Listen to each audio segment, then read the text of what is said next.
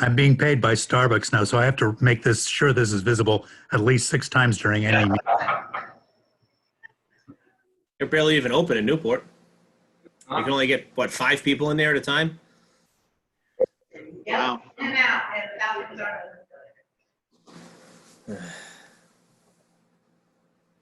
Not that I drink coffee, so it really doesn't affect me. Ow.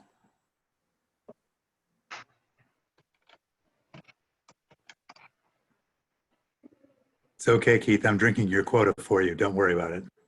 It's been 4 years since I had a cup of coffee. Really? Wow. Yeah. Huh. Iced tea, on the other hand, you know. There you go. Okay, then. It's half and half. It's a Lonnie Palmer.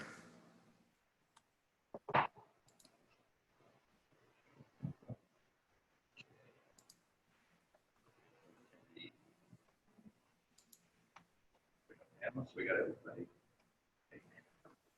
Everybody's on, right?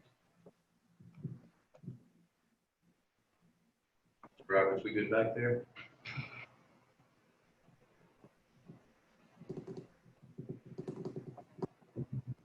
Good. I'm good. You're good. I'm good.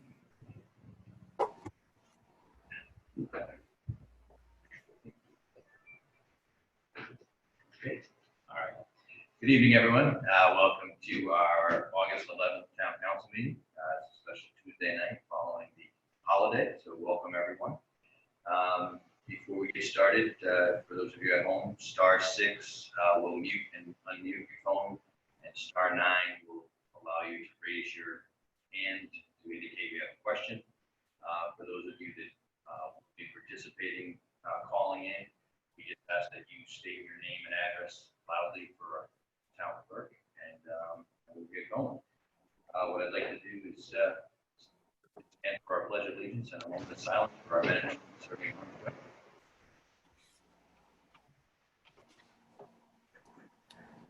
To the flag of the United States of America, States of America, And to the republic for which for which it it stands, stands, One nation, under God, indivisible, with with liberty liberty and justice for all. for all.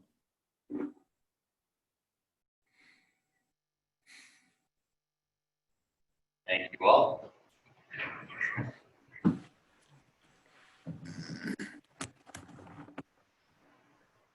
Okay, let's begin with our roll call.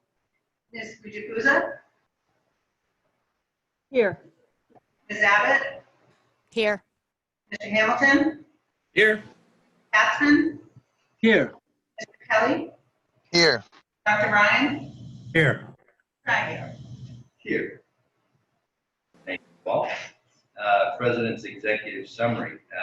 Prior to tonight, we were supposed to have an executive session that has been postponed. An item will continue our regular meeting of August 24th. We'll have executive at that time.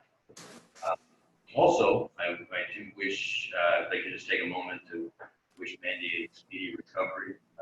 One of our clerks was involved in a fender bender earlier this last week, and I just want to wish her all the best. She will be out for a little while, but we wish her a speedy recovery. On to our consent agenda. This is Keith Hamilton. Move to approve as presented. Len Katzman, second. Motion and second. All those in favor? Ms. Jukusa? Aye. Ms. Abbott? Aye. Hamilton? Aye. Katzman? Aye, Kelly? aye, Dr. Ryan? Aye. Right Aye. The motion passes 7-0. Next, we'll be sitting as the Board of License Commissioners. We have an item for a peddler's license for a mobile food establishment, Park and Co. Ice Cream Company, 458 Park Ave. Move to approve. Seconded. All those in favor? Ms. Jukusa? Aye. Ms. Abbott? Aye. Mr. Hamilton? Aye. Katzman? aye, Mr. Kelly? aye, Dr. Ryan? Aye. Ms. Aguirre? Aye. Motion passes 7-0. Keith Hamilton, motion to adjourn as the Board of License Commissioners. Mark Ryan seconded. All those in favor? Ms. Jukusa? Aye. Ms. Abbott? Aye. Mr. Hamilton? Aye. Capson? Aye. Mr. Kelly? Aye. Dr. Ryan? Aye. Chair Gare? Aye. Motion passes 7-0. Right along, we have our town council minutes among our executive from July 27th. Mark Ryan moves to approve as submitted. Linda Jukusa, second. Actually, it's just our town council minutes. All those in favor? No, they're both in there. I'm sorry. Yep. We have a motion and a second. All those in favor? Ms. Jukusa? Aye. Ms. Abbott? Aye. Mr. Hamilton? Aye. Capson? Aye. Kelly? Aye. Dr. Ryan? Aye. Chair Gare? Aye. Motion passes 7-0. Next, we have tax voucher approval. It's 2020-0811-01 to 2020-0811-02. Keith Hamilton, move to approve. Len Katzman, second. Second. All those in favor? Ms. Jukusa? Aye. Ms. Abbott? Aye. Mr. Hamilton? Aye. Capson? Aye. Mr. Kelly? Aye. Dr. Ryan? Aye. Chair Gare? Aye. Motion passes 7-0. Next, we have our town administrator's report. All right. Good evening, Mr. President, Town Council, ladies and gentlemen. Unfortunately, Rhode Island is seeing an uptick in the number of COVID-19 cases. This uptick can be managed with everyone's help. Just a reminder that all gatherings must now be limited to 15 people or less. Violations can be subject to a $500 per person penalty. We are to limit our circle of contacts to 15 people or less, and all social distancing and mask wearing guidelines must be adhered to. Additionally, Governor Raimondo outlined additional information last week for travelers coming to Rhode Island and Rhode Islanders traveling to other states. If you are planning to travel to a state that requires a COVID-19 test in order to avoid extended quarantine, that you can schedule a test through portal.ri.gov, portal.ri.gov, and individuals will receive the results within 24 to 48 hours. Rhode Islanders who travel to or from states with a positivity rate greater than 5% must quarantine for 14 days upon arrival in Rhode Island and schedule an asymptomatic test. Travelers coming to Rhode Island from a state with COVID-19 positivity rates higher than 5% must quarantine for 14 days and self-monitor for symptoms. As an exception, if you may provide proof of a negative test for COVID-19 that was taken within 72 hours prior to your arrival in Rhode Island. I'd also like to remind local businesses to, again, familiarize themselves with all phase 3 guidelines. The Rhode Island Department of Health is continuing to enforce restaurant, bar, and business COVID regulations. And beginning last Friday, bars are required to close no later than 11 p.m. Lastly, emergency financial grants for Rhode Island small businesses are now open and accepting applications. All this information and more is available at our website by clicking on the COVID-19 information link located in the top banner of our homepage. With respect to the open government updates, this year's Open Government Summit, hosted by the Office of the Attorney General and the Roger Williams University Law Alumni Association, was held last Friday, July 13th. July 31st. I do that all the time, don't I? July 31st. Due to the current pandemic, this year's summit was presented live stream. For for staff, council, and committee board members and interested general public who were unable to participate but still need to, You can access the training at the training and certification page of the Attorney General's website. And for staff, that's mandatory. That, Mr. President, that concludes my report. Thank you, Mr. Rand.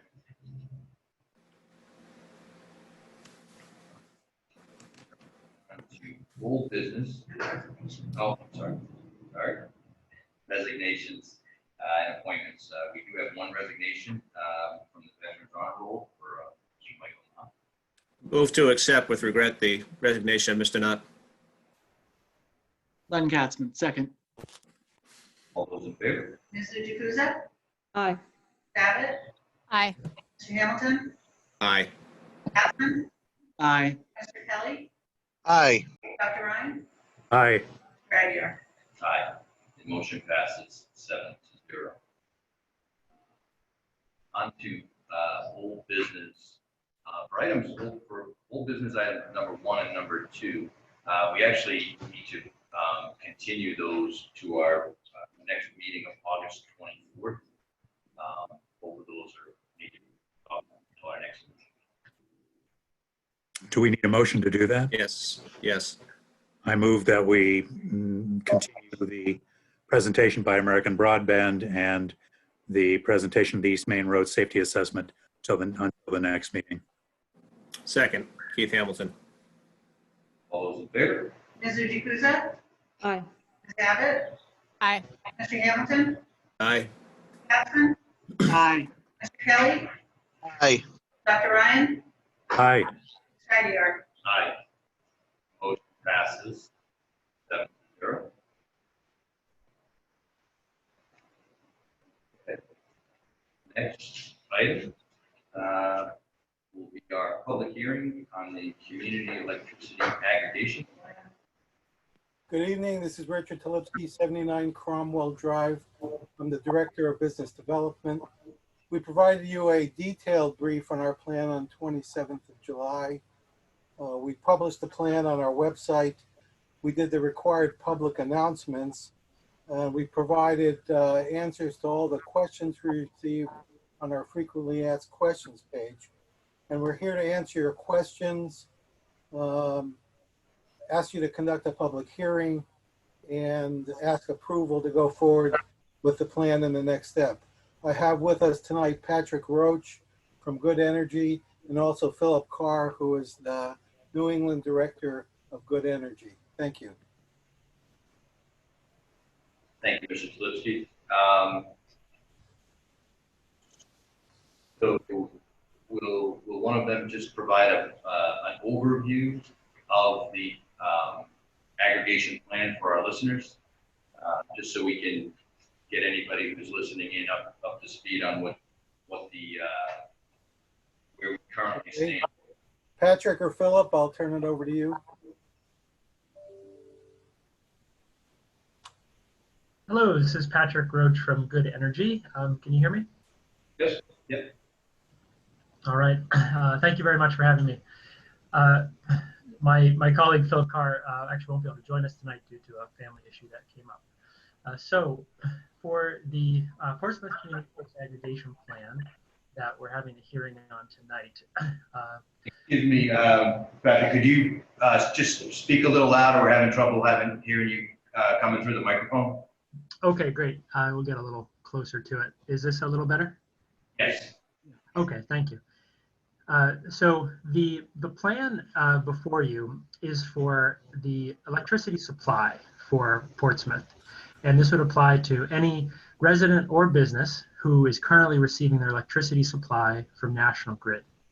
This does not impact the delivery side of your electricity bill. So National Grid will continue to deliver electricity to respond to outages after storms, and will continue to be the single biller.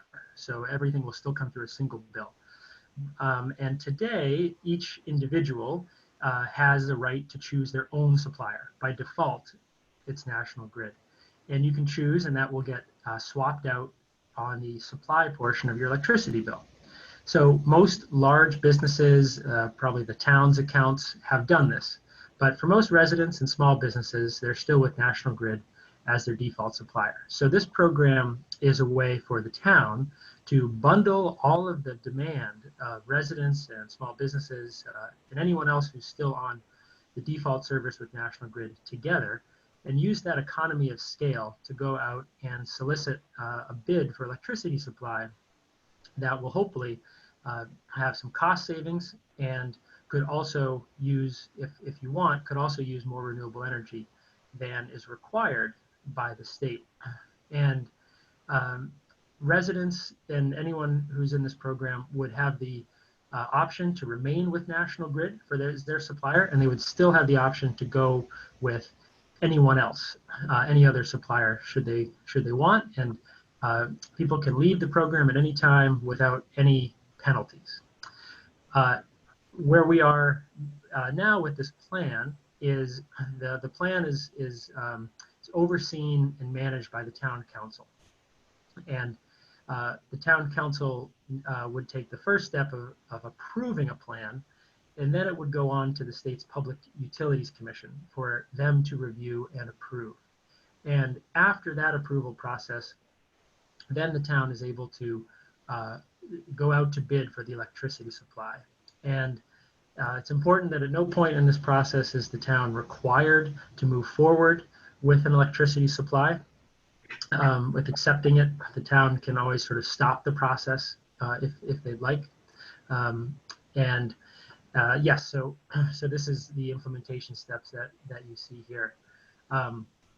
So we're at the very beginning stages of this, of soliciting public input for this.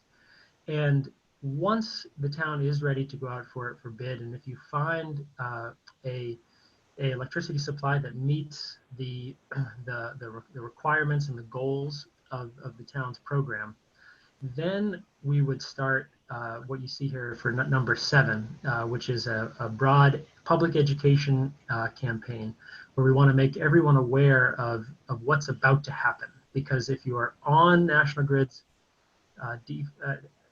supply, you be automatically enrolled into the town's program unless you choose to opt out. So we want to focus our education outreach efforts on letting everyone know what's about to happen and providing you with the opportunity to opt out of the program before it even starts.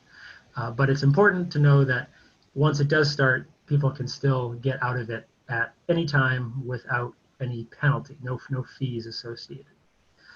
So the plan lays out a sort of a detailed public outreach and education approach in, I think it's attachment 2, for how we would go about that. And we would, it involves everything from sending direct mail to everyone, to social media and newspapers, and connecting with local groups.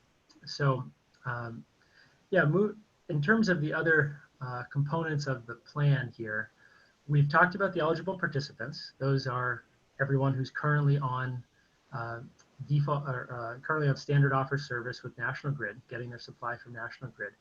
If you're someone who is getting your supply from another supplier already, you would have the option to join the program. You'd be welcome to join it, but that would be you'd have to actively choose to do that.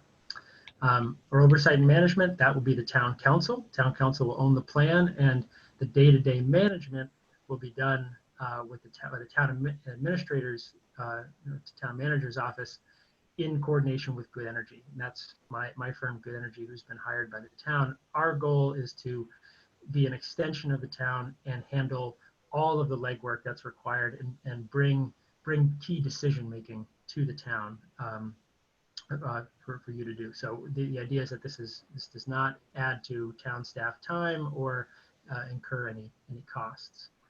So the electricity products to offer. In this program, the way the draft plan is written, there are multiple electricity products in the program, and one of those is what we call the standard or the default. It's the one that you would be automatically enrolled in if you took no action. And the way that plan is written now is that default or standard product has a goal to have a little more renewable energy than is required by state law, while still being cost competitive with National Grid, with their standard offer service rate. So the goal is to be a little greener and still have some cost savings. So the idea is hopefully it's a win-win. But then there are optional products which you could elect to participate in. We have 2 of them that have a lot more renewable energy, a 50 and a 100% product. And then we also have one we call it the basic. It just meets the state's minimums. So the idea is hopefully that there's a product that meets everybody's needs, whether you want to be a real climate leader or you want to go for maybe the most savings as possible. But the default would be this balance of a little savings and a little extra renewable energy. I think I've covered, I think I've covered how we'll bid out the electricity supply. That will happen after the Public Utilities Commission approves the plan. And if we go out to bid and there's not a bid that we like, that the town likes, it meets its goals, it's not the right price, we don't have to accept it. We can wait to go out to bid another time. We have the education outreach plan in there. As we said, we're trying to reach people through lots of different mechanisms to let them know this program is going to happen. And a big focus of that is how to make sure you can not participate if you don't want to. So I think I'll probably leave it there, and happy to take questions. Patrick. So again, just to recap, we do have a couple of questions. This has come before the council, and at our previous meeting, the council did vote to move forward to tonight's public hearing with the standard product as our default for residents and businesses. So I just wanted to make that clear that we're still very early in the process. If we went back to those implementation steps, as was mentioned, we're really we're moving forward between number 2 and number 3 tonight. So we're still early in the process, and we're trying to gauge input from our residents to see what your comments are. With that, I will turn it over to our attendees. Panelists, we have a question first from a panelist. Len? You're on mute, Len. So back it up. Still on mute. Sorry about that. Thank you. We got you. Just a couple questions up front. So you were pointing at those implementation steps and noted that we're between 2 and 3.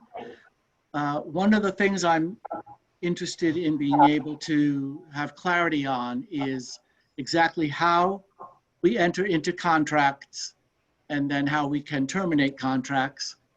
And it's not clear to me from this slide and from the draft plan when that is and how that is. So for example, this item 6, issue RFP for competitive supplier and award bid. Would a draft contract be developed before or after that? And I'll also bring your attention to the draft plan section 7 is the section that entitled Entering and Terminating Agreements. And it says the process for entering, modifying, enforcing, and terminating all agreements will comply with charter, state law, and the provisions of the relevant agreement. And the same process will be used, blah, blah, blah. It's not at all clear to me from that exactly. Here's what I'm getting at is, if we go at some point in time down the road through this process, and we decide it's not working out, how do we terminate? And how is that reduced to an enforceable contract provision? Sure, I'd be happy to answer that.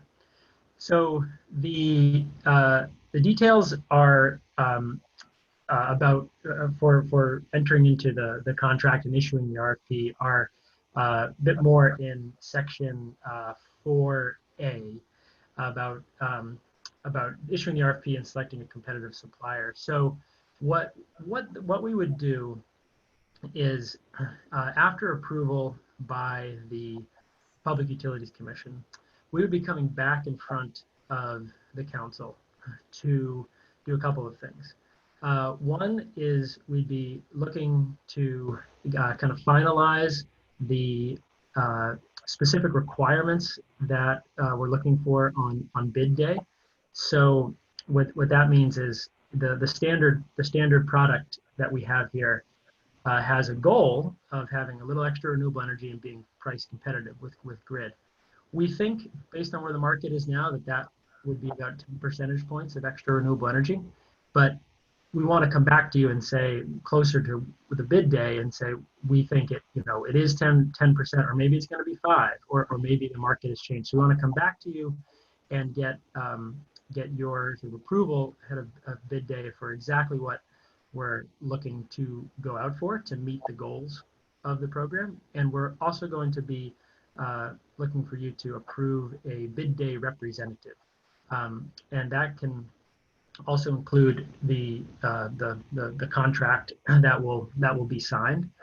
We want to basically do all this work ahead of bid day to have you make all the approvals necessary so that we can go forward on bid day. And the bids tend to be held for about an hour. So we don't have the ability to come to take them and come back to council and have it reviewed at a public meeting. So the work is done ahead of time at public meetings to get the necessary approvals and to designate a representative for the council to represent the town on bid day to say yes or no to what's provided.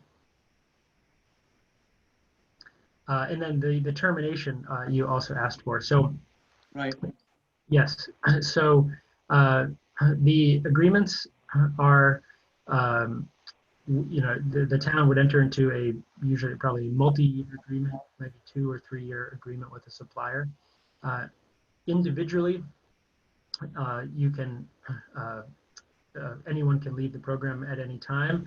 The town, suppose could, in general, the programs, the contracts continue until the end of that term. And if you were looking to not continue the program at the end of that contract term, everyone would return to standard offer service with National Grid. So I suppose you could terminate mid contract, and there would not be any financial penalties involved. It would just make it very unlikely that a supplier would contract with you in the future. But kind of a hallmark of these programs is that there's not a penalty. The town's not on the hook, and nor are the individual participants. I thank you for that answer. And what I want to make sure will be embraced. Every contract has termination provisions in it. Breach, or if one party should go bankrupt, et cetera. Well, the town's not going to go away. But nonetheless, it's important. I'm glad you pointed out that every customer can opt out anytime they want. So on an individual residential use basis, anybody can terminate this, to use that language, at any time.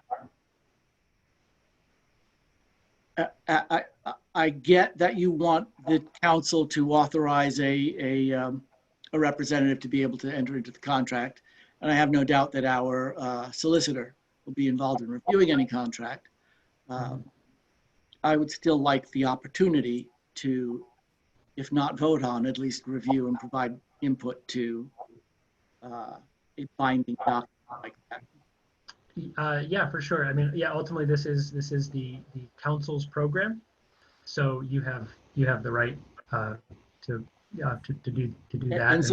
And so to get back to the roadmap going forward, at what stage would that be? The implementation steps? So that would be after step 5. Once we've before the approved. RFP. Okay. Exactly. Yes. Yeah. Thank you.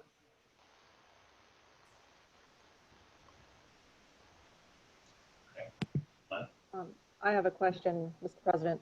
Sure. Linda Ujifuza. So you were saying that the price is better when many more individuals are brought in, but if a certain number of individuals opt out, it must make it less profitable for the company. Are they allowed to terminate? Are they allowed to terminate the contract if it becomes too unprofitable for them, or under any circumstances? No, our contracts do not have that provision allowing them to do that, and they agree to that based on the sort of the historical evidence of participation in these programs across different markets. So they have a good idea of kind of what opt-out rate they would generally expect. Okay, so they're once they sign, they're on the hook, even if 80% of the people say we're leaving for some Yes. reason. Okay. The other question is, have you found that there are individuals who are taken away from the current situation and put into this program who opt out and are not able to get back to where they were? I know that's kind of a broad question, but. I see what you mean. I think what we strive to do is really audit our data on a very regular basis to make sure that anyone who has submitted a request to leave the program has indeed left. And the way the state's system is set up is that they naturally get onto, they have to go onto an electricity supply, and it's set up that if there is no other supply chosen, that it will be National Grid. So the most important thing we do on our side is make sure that if someone has told us they don't want to be in the program, that they in fact are not in the program. But as far as their situation being the same as when they were put into the program, is there a possibility that when they opt out, they will be opting out into a situation that is somehow worse? Oh, yeah, thanks for asking that.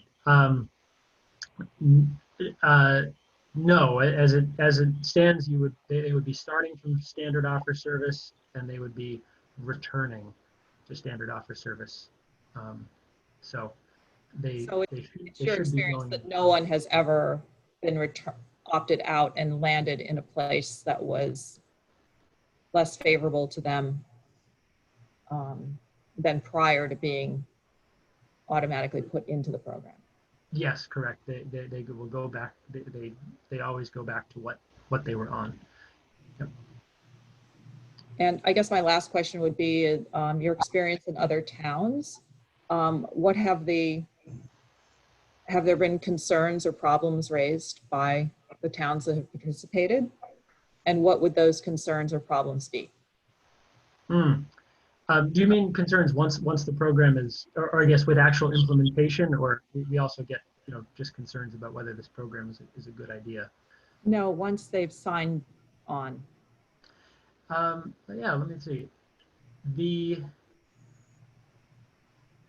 I think some of the concerns we get are for sure making sure that people who elect to opt out or who elect to change their rate are in fact changed as quickly as possible. So I think we've done a very good job, and we have a lot of internal processes to make sure that happens. I think some of the other concerns are, of course, with this program, we can never guarantee savings. So it's possible that with a certain 6-month period that National Grid's rate may be below where the program is. So I think those are the concerns we get, and what we try to do is we try to get ahead of this and help the town on messaging. But our goal is transparency, so that people we're not hiding anything, so people stay in the program, but we're making that information very, very transparent. I think that's probably one of the major potential concerns and that we see. And has there been a situation with a town where the National Grid rate fell below what was being offered in the aggregation rate? Yeah, so actually right now this summer, a lot of our Eversource communities in Massachusetts this 6-month period, the Eversource rate is a little lower than most of the aggregation rates. So what we've done for a lot of our communities is we've helped them look at, well, actually, what's probably the impact over the whole course of 2020. Let's see, because the rate changes every 6 months. So, and thankfully they'll be coming out ahead in the aggregation over that period. But I think that's exactly it. That our track record is that we've delivered savings for every client over each of their contract terms, but there can be individual 6-month periods where the rate is lower than the program rate. Okay, and I think I might have asked this before, but there are other companies besides yours that are involved in this business. Is that right? Mm-hmm. There are. And there are other towns in Rhode Island that have opted to go with those other businesses. Is that correct? To our knowledge, there is one town in Rhode Island that has gone with another provider. Yes. And was there a reason why that other town went that you care to share? To our knowledge, that town did not do a public process, and we were not given the opportunity to bid on it. And currently, who are your biggest clients in Rhode Island? City of Providence is the largest, and then the others we have are South Kingstown, Central Falls, Barrington. Yes, yeah, and yes, yeah, in Portsmouth. So, and I will just note that those we have submitted their plans to the Public Utilities Commission. I think we're about to submit for South Kingstown. So we're starting that regulatory review process with them now, and they're hoping to be approved in late fall, early winter, so that we could look to actually issuing that RFP and starting a program in early 2021. And if Portsmouth is moving along at relatively the same pace, the city or the town would be well positioned to be part of that buying group. Okay. And right now, you're saying that all the way up to step 6, the town of Portsmouth could just say, look at that information and make a decision to not participate, and there is no penalty? Right, yeah. Everything Good Energy is doing is at risk at this point.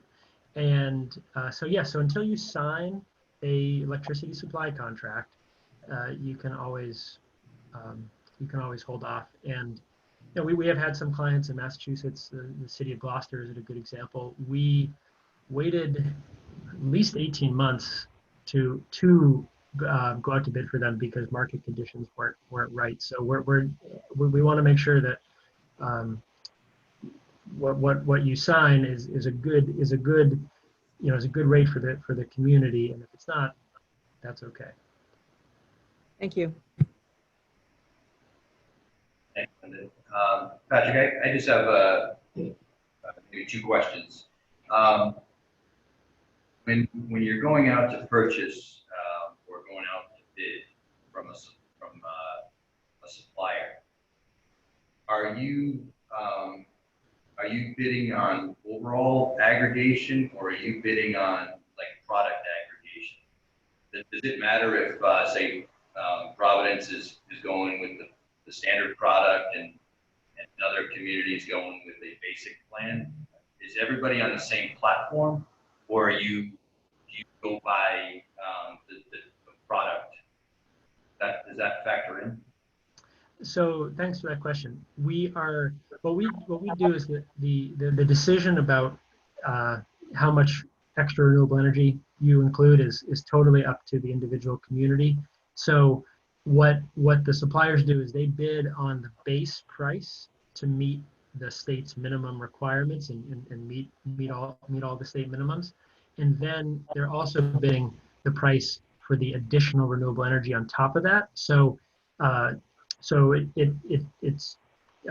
we often do group bids where you don't all have to agree on what the default product is, because what we'll do is we'll get a base price and then we'll get the incremental price to add the extra renewable energy on. So it'll work fine to be in a group, even if one or some of them have different defaults.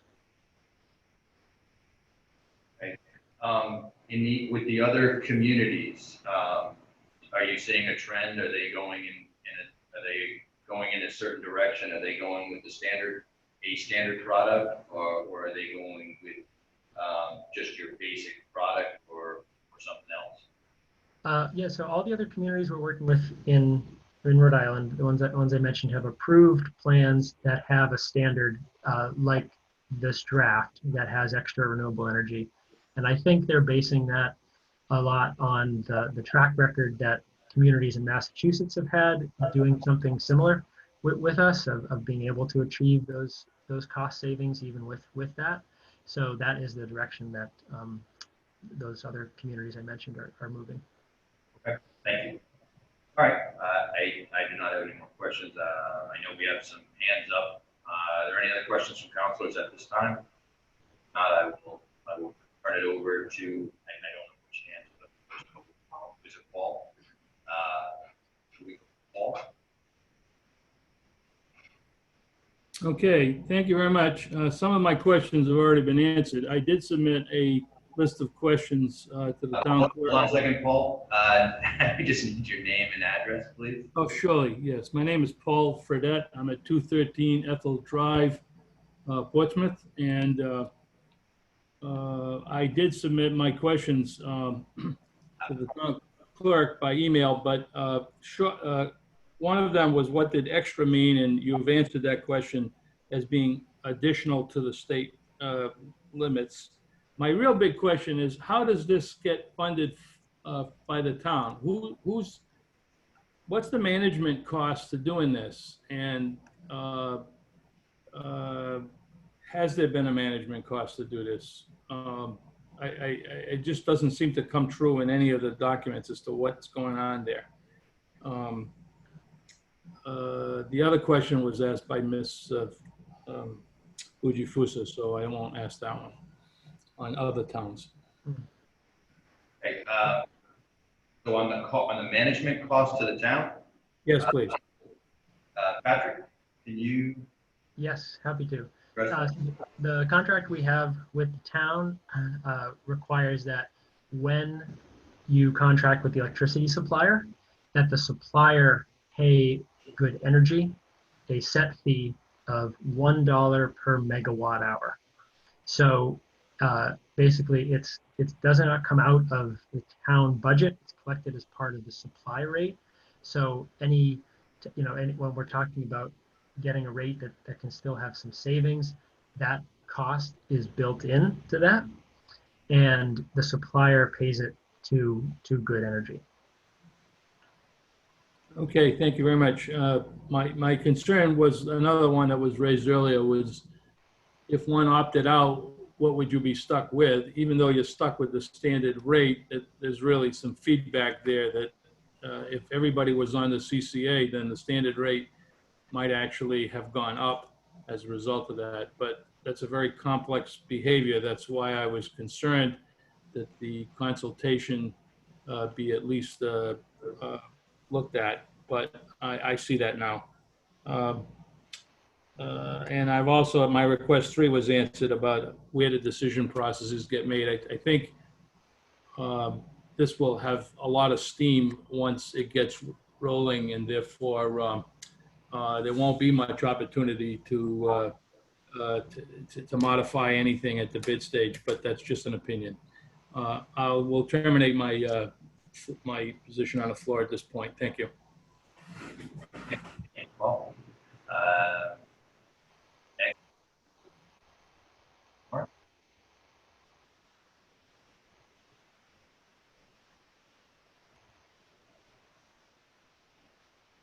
Mr. Fitzmaurice, can you hear us?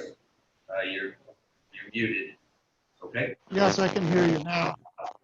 Your first question there was blocked out by technical difficulties. I'm Larry Fitzmaurice, 50 Kristen Court.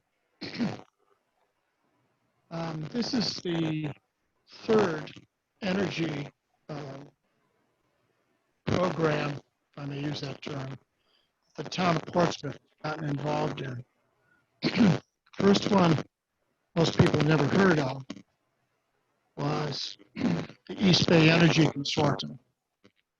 That was a number of years ago, and it failed fairly quickly. It was something that came out of the Rhode Island Economic Development Corporation, which has now changed its name because it was also at the same time that the 38 Studios came out. It was a terrible idea, but it did get got approval of the town of Portsmouth and a number of other communities around here. It was a wind turbine farm over in Tiverton. And frankly, it wouldn't have stood for very long. It just didn't have a good cost structure. Second one was a wind turbine. Most people remember that. We're still paying twice the commercial rate for electricity, trying to pay off our debts on that one. So town has a pretty poor record in this area. And in both cases, both previous cases, and apparently this one as well, we don't seem to have an expert, an independent expert. We have people here who are trying to bring us into a business that they run, but we don't have an independent expert who's telling us anything about whether any of this is a good idea. That was certainly missing with the wind turbine and certainly with the East Bay Energy Consortium. So I would recommend that somehow we get that type of a person on board and give us an opinion. I had a question about the awarding of contracts. Actually, how is that done? Obviously, Good Energy is going to award contracts, but what is your area from which you are picking up some of these contracts? Do you go into the energy bidding market, the daily energy bidding market? Hi, yeah, we will be looking to secure a contract for a fixed price for a given term, at least a year, could be 2, maybe 3 years. So we are not doing, we're not doing activity daily in the energy markets. We are working with really the largest retail suppliers in the country, and they are providing us fixed price bids for all requirements, electricity supply, and any extra renewable energy. So you're involved in interstate commerce, correct? I suppose you could say that. We don't handle the, we don't handle the, like a given supplier that we're contracting with may own generation in different states, and that might be used, or they might contract with generation in different states for meeting the demand of the community.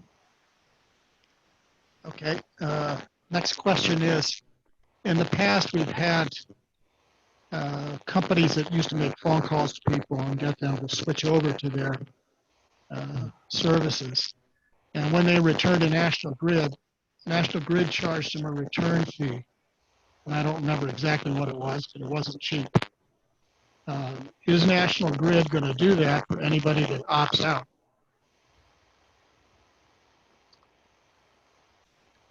So the return fee, if you opt out before the program starts, you would never be in the program, you would never leave standard offer service with National Grid. So that would, there would be no potential cost there. For, if you are in the program and then decide to opt out, for in large industrial customers, there could be a return fee because the magnitude of their demand is enough that it could throw off, what National Grid had previously procured. So, and the materials that we do put out, including the opt-out notice and the mailer, do mention that. So yeah, but for a residential or small business customer, there would not be any fee to return. Okay, thank you.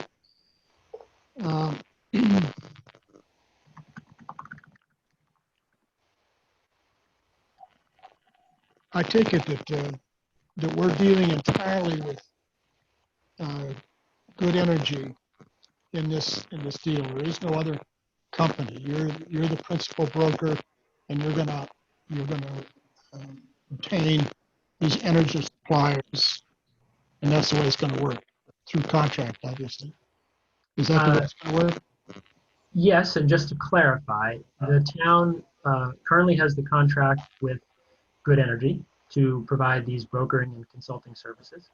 And then you will also have a contract directly with the energy supplier. So that will be between you and the energy supplier.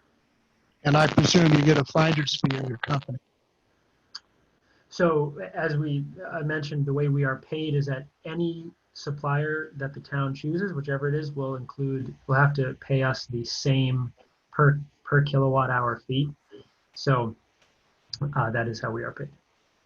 Okay. That was the end of my questions, but I got a comment for the council, and that is that, I think is really a pretty bad way to go.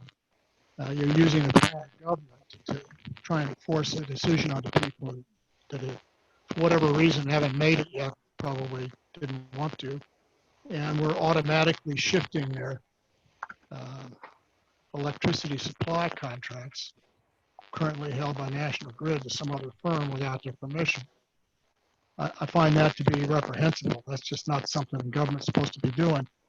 Also, I'd like to point out that one of the big problems with the wind turbine was that we didn't have any expertise in the area in which wind turbines, the technology or the general business of that area.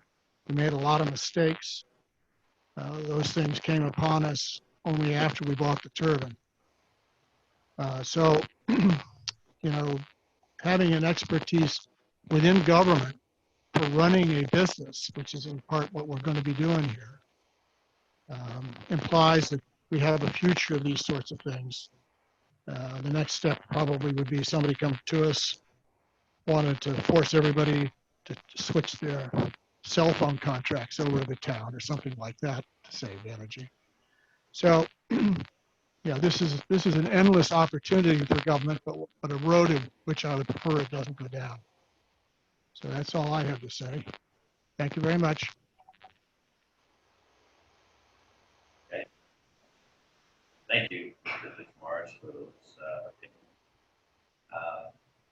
Let's on to Mr. Howard, David Howard. Yes, my name's Dave Howard. I live at 36 Muriel Rose Drive. And I have two questions. One regarding the opt-out. I believe I read that if you do opt out and then you want to opt back in later for whatever reason, that you will not be given the same rate that is currently available from the CCA. So could you answer that first, please? Sure. The supplier will have the option to charge you a different rate, but it's their option.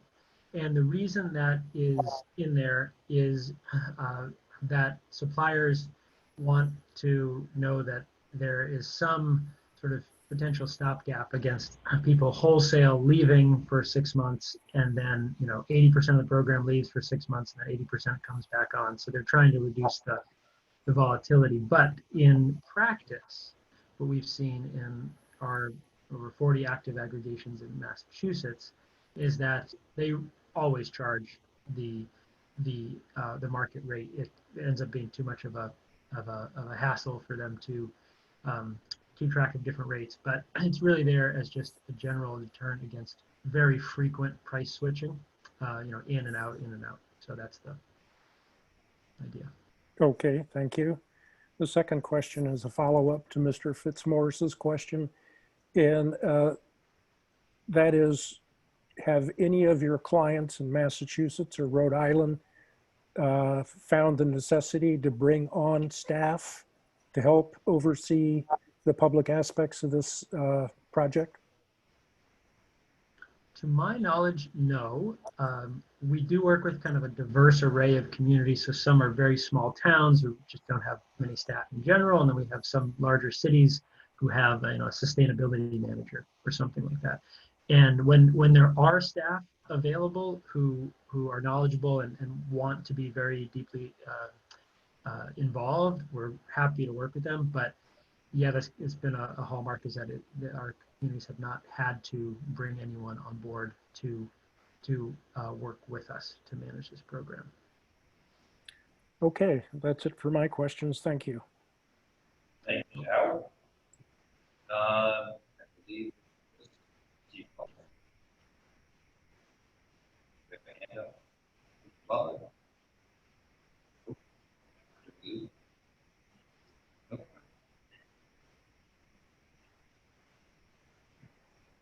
Why does it have? Hold on, if you can hear us, Mr. Butler. Hold on.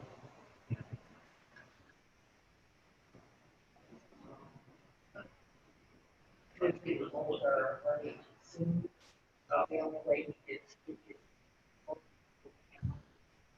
do that. Could he type a question? I'm not sure. I guess you could suggest. Yeah, Mr. Butler, apparently, and this may go for the next person, Tom, as well. It looks like you might have older versions of Zoom, and we're not able to unmute you. Are you able to submit a question through the Q&A session or the chat there?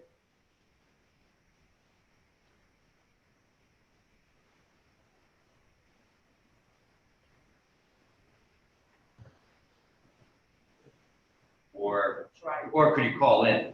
Could you call in on the phone? You could call in on the phone. Yeah, Ms. Butler or Tom, if you could call in, that may be easy. Unless you're able to upgrade your Zoom. Tom? Oh, Tom's got a microphone. Yeah. All right. So, Mr. Butler, we're going to move to Tom, and then we'll see if we can get back to you. Can we go to Tom? Right.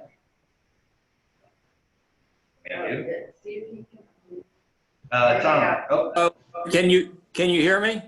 we got you, Tom. Yes. Okay, good. Tom Grebe, 110 Thayer Drive. I was wondering, was the employment contract for Good Energy subject to the normal RFP process? And if not, why not? This is Patrick. Why don't I take a shot at that? And then if Rich or someone else wants to add to it, please do. So the City of Providence did a request for proposals that they partnered with South Kingstown and Central Falls on it. And that was, so that was an open public bidding process, and they selected Good Energy through that. Providence made its, in its contract documents, it explicitly said that other municipalities could join on after if they were interested in working with Good Energy and use that solicitation and the resulting contracts from that. So that is some of the background on that. And I don't know if Rich wants to answer or add anything to that. Yeah, we looked at the Providence solicitation process. We had been working with Good Energy for almost a year. We had a lot of confidence in them.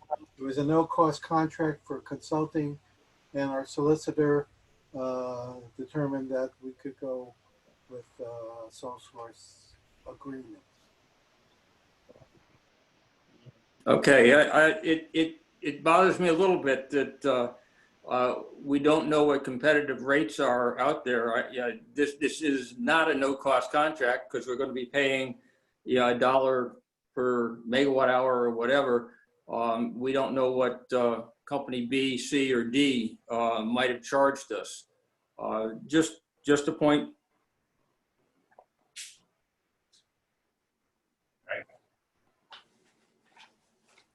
I'm done. Thank you.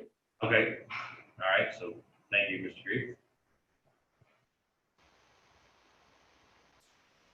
Mr. President, do you see the question that's up there? I do not, but give me a second.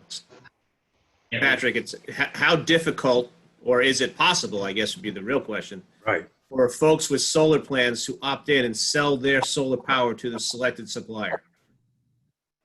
Oh, so that is not contemplated at this stage. So the net metering that occurs now and the credits that one gets for net metering their solar would effectively continue unchanged. So the cost for power that someone pulls from the grid would change based on the supply rate that we get, but the rate that they're reimbursed at would actually remain the same. So yes, because that is sort of all set up to happen through National Grid. So that would be really unaffected by this. Thank you. Ted, I hope that answers your question. And another one, this I guess is directed more to council and Rich Talipsky, would be to ask for 3 other towns who have utilized this program and get references from them.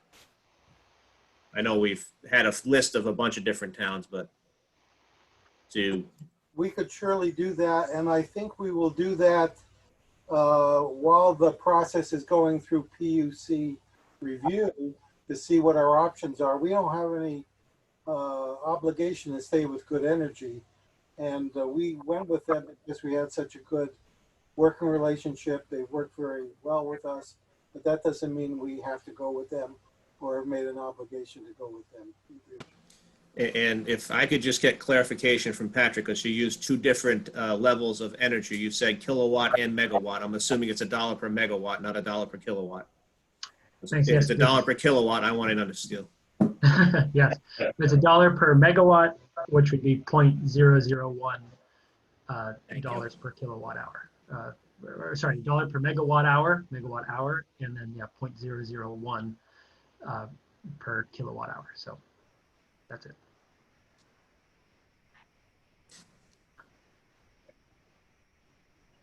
I guess, Mr. President, I'll just bring up my same concern I had when we talked about this last time. I would prefer to see us to go with the basic plan. I understand that green energy is good, and lowering carbon footprints is a great buzzword, but at this time in our society and our lives, I think saving our residents as much money as possible is the greater good, as opposed to a short-term bump in renewable energy. And Portsmouth right now with the turbine is one of the leaders in Rhode Island in terms of renewable energy. So I don't think we have to prove anything to anybody. Thank you, Mr. Hamilton. I do think with that as well with the basic package, providing our citizens with the lowest cost and most potential for savings. However, the council as a whole voted to move forward.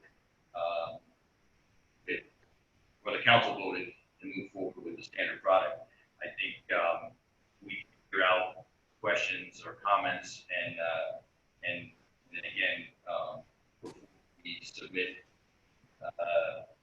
anything, we would confirm that the town does want to stick with the standard product, or consider a revision to the basic service, which may provide our residents with the most potential savings.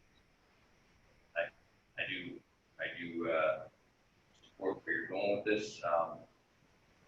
It didn't work out at the last meeting, but let's see where we go with some additional comments from any of the citizens.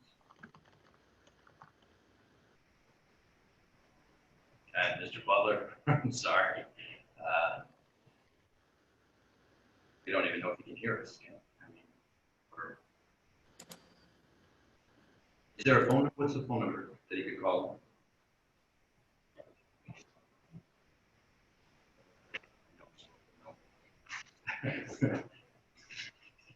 It's at the top of the agenda.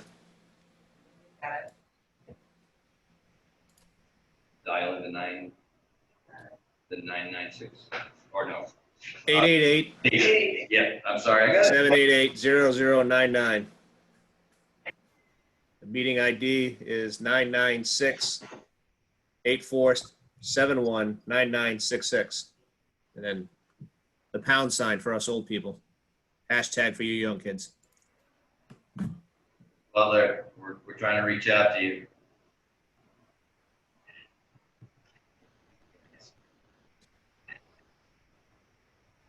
Mr. President, I have, I guess, one more question for Patrick. Once you get to the two things. Once you get to the PUC submittal and then you go out to RFP, we can still flip our plans, or do we have to do it before we go to PUC?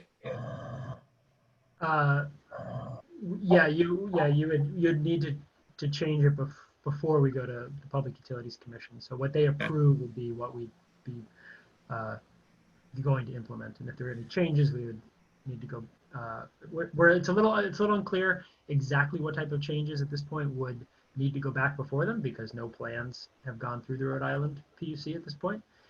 But we could probably expect that made substantive changes like a change to the standard product would probably go back before them. So if you were to go out to RFP and come back with a standard product that is more money, we would just say, forget it, we're out. Yeah, I think you'd say, yeah, don't sign, and you can wait. We can see if we can go back out to bid at another time. And yeah, we can kind of test the market as long as you want. So it could be, we could go out a couple times and then say, let's hold off for 6 months or 9 months. Yeah. Or if your renewable energy credits dry up in the federal government and renewable energy gets more expensive. Anything that impacts the price, which renewable energy would be part of that would make it not a palatable price. And so renewable energy could be part of that. We'll be buying from existing systems, so federal changes would probably be impacting new projects that would be getting built, like federal tax credit or something. But certainly the market for renewable energy can definitely change, just like for the base electricity. And then my only other concern, this is more of a council legitimate concern, is as we look at this, you mentioned essentially a 1 hour window when bids are open and have to make a decision.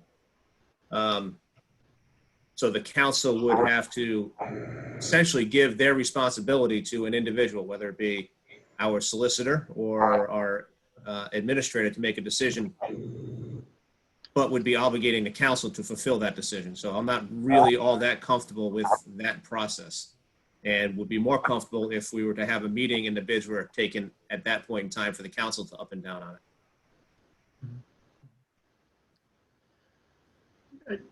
I would just, Patrick, I would just say, heard and understood.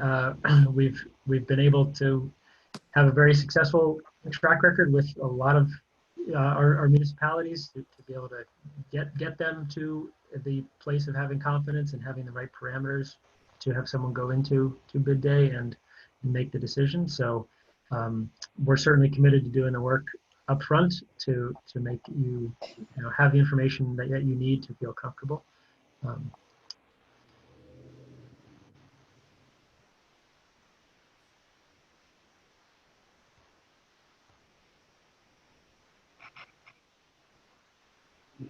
Thank you, Mr. Hamilton.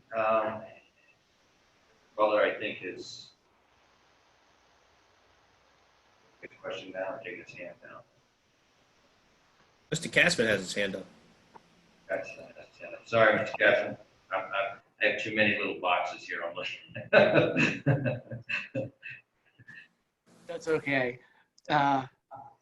Thank you, Mr. President. Thank you, Mr. Hamilton, for noticing I had my hand up.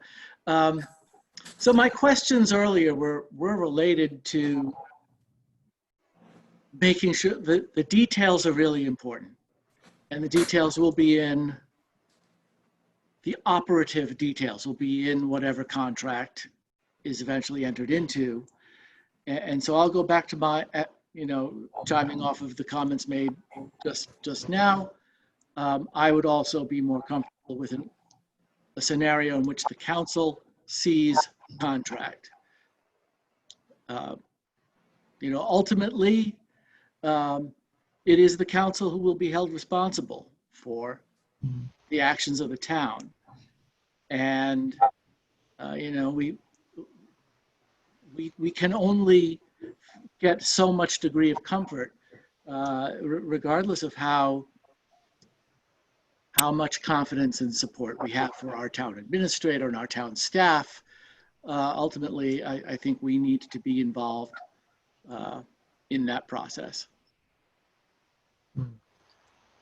And I'll just offer a point of clarification to note that the actual, the contract and the actual document that would get signed is something that we can work on with you and to have that approval. We were just referring to the actual bid day, the selection of yes, no, is the price that we've gotten on bid day acceptable to be contracted for, but the document would be developed and approved by everyone ahead of time. That's good to know. Thank you.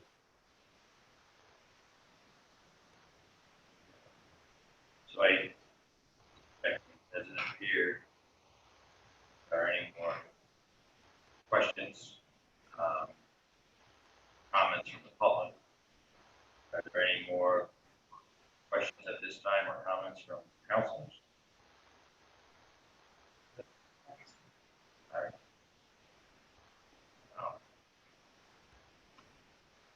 Mr. Morris?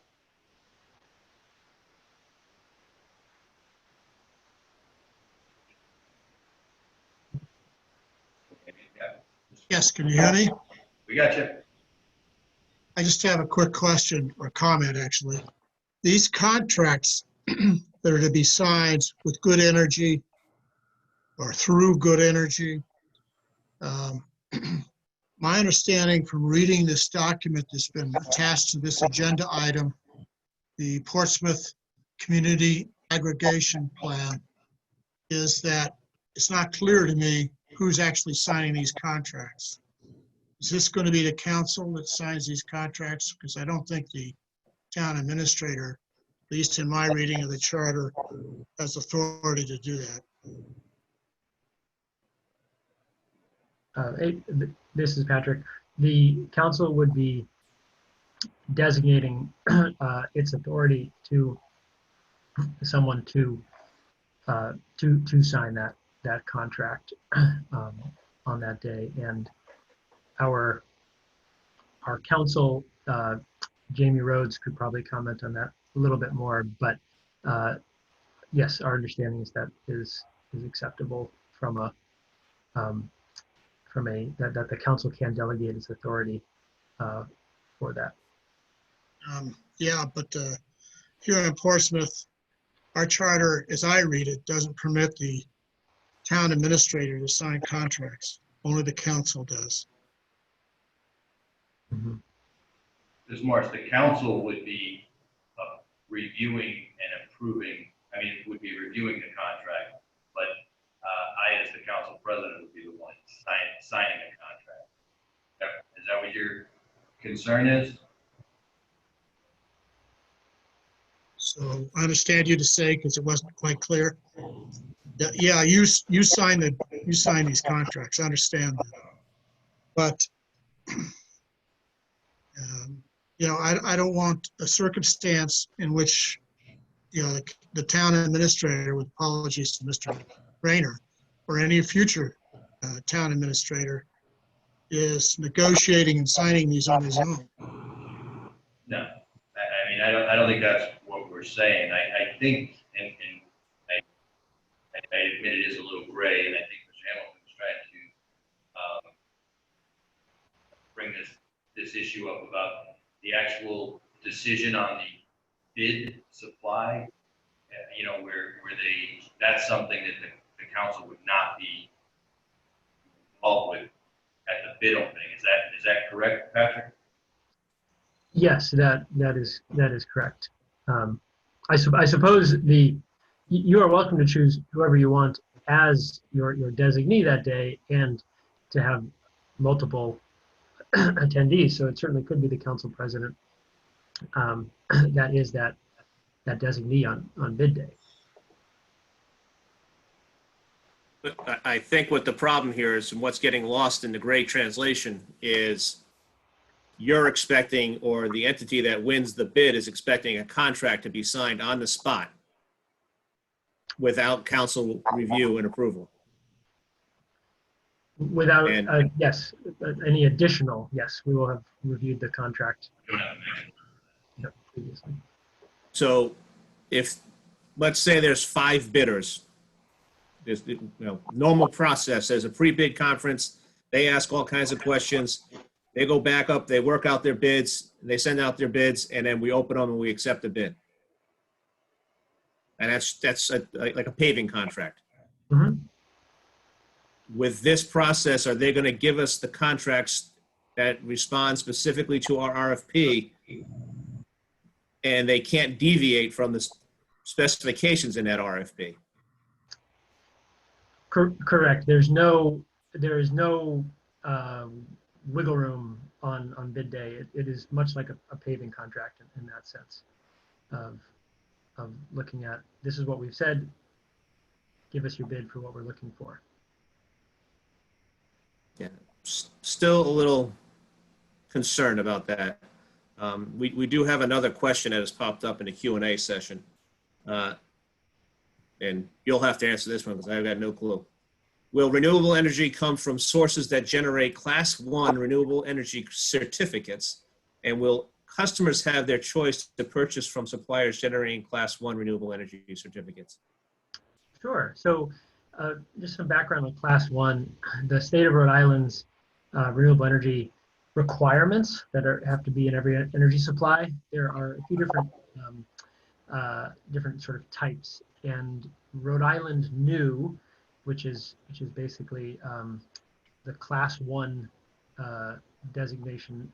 Massachusetts has a Class 1 designation. In Rhode Island, it's called Rhode Island New. This is the renewable energy that needs to be on the New England grid and built, I think, after 1997. So it's new and within our grid. And that percentage increases every year. So we are looking to, for the extra renewable energy, for it to be Rhode Island New, or effectively Class 1. So that would be for the standard product, for the 100% product, or the 50% product. Any of the extra renewable energy would be Rhode Island New, and that does come from, has to be, able on the New England grid, which can technically mean parts of New York and Eastern Canada, but we're aiming to source it as locally as possible, a lot from within Rhode Island and Massachusetts as well. There was one other question earlier, and I think you answered this last meeting, but essentially the homeowner, nothing changes. They still just get the one bill from National Grid and pay that, correct? Correct.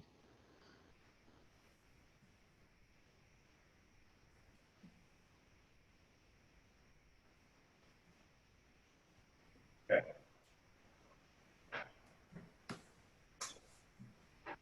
At this point, I'm not seeing any more comments or questions. Mr. President, if there are no more comments or questions, I would make a motion that we close the public hearing. Oh, hang on. Second. Oh, hold on. Oh, never mind. There was a comment. Says, I agree with making the basic the standard. We have a motion and a second. Mr. Castle, a second. Yes. Yep. To close the public hearing. David? Ms. Jukusa? Aye. Ms. Abbott? Aye. Hamilton? Aye. Capson? Aye. Mr. Kelly? Aye. Dr. Ryan? Aye. Mr. Aguirre? Aye. Motion passes 7-0 to close the public hearing. Public hearing is closed. So now, for counselors, we do have some comments We have some questions that have been generated tonight. Some of this may take a little bit of time to get some answers on. What does anyone have a preference for they'd like to see happen moving forward here? We've had, we have had one vote prior to tonight to move forward with the standard product. Is that something that councilors are still going to support, or would we reconsider to go to the basic plan as has been discussed tonight? Is there any feedback on councilors? Mr. Hamilton? Yep, Mr. President, I would make a motion that we go forth with the basic plan, which saves our residents the most amount of money, or has the potential to save our residents the most amount of money. I believe at the last meeting, it was 6 or 8% savings with the basic plan and about 1% or flat with the 10% plan. And Mr. President, if I may, I will just reiterate what I said before. We're running a town, and we have to make the decisions that are in the best interest of our community and our residents.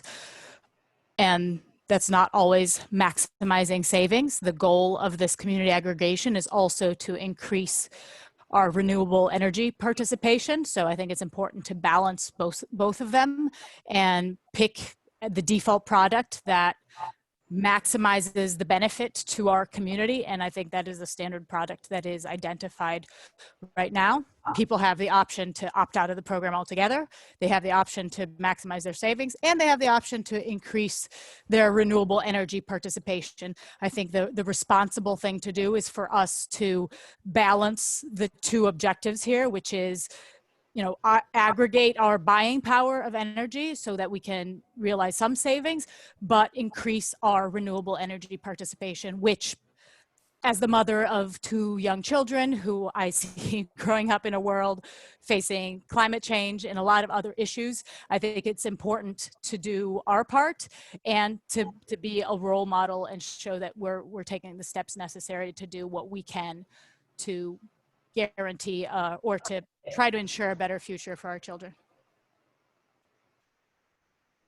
So I oppose Mr. Hamilton's motion.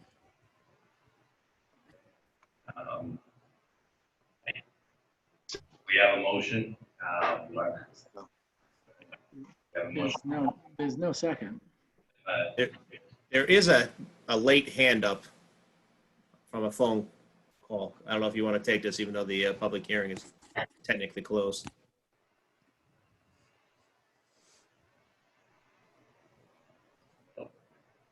I mean, it's not going to hurt to hear the comment, but the public hearing is technically closed. But again, it's not going to hurt to take this phone call. So, Oops, disappeared. Nope, it's at the top. No, they went to the top. Okay. Hello. Hello, can you hear me? We got you. Yep. Name and address, please. Stephen Butler, 48 Cajun Lane, Portsmouth, Rhode Island. Okay, Mr. Butler, you have the floor. Well, quickly, I agree with what that councilwoman just said about saving the world and taking care of the kids. I disagree that the town should be the aggregate for that process. If you really want to save energy, you can build a product that will do that. Aside from the fact, this program of opting in and opting out, I would say you should have to opt in, not opt out. I'm building an energy conservation building right now across the street from the town hall that will run about 97% efficient. The incentive to do that is high rates. You homogenize the rates and you de-incentivize people to improve their own buildings. Aside from the fact, what I heard this fellow just say is that we would have a 2-party contract here, one with his company and then one with power company. So it would seem to me that somebody's going to step to the right, and we're going to end up dealing with the power company head on. And oh, by the way, we're not Providence. We're an island. National Grid has spent a king's ransom on the infrastructure down here. If they're not the primary supplier of power, I'm thinking they're not going to be too worried about the infrastructure on this island. And they own everything. They own the wire, they own the poles, they own it all. So I think this is half-baked. I think it's a dog and pony show. And I also think that if anybody really wants to go to another energy company, they can do that individually right now without the town being involved. And oh, by the way, as a taxpayer, I don't know, I really can't see why the town would be involved with my power demand or how they've even accumulated the interest on my power demand. So I'm totally opposed to this program. And if there's a premature way to opt out, I'd like to do it right now. And I'm done. And thank you for your time, Councilman. Thank you, Mr. Wallace, for your comments. I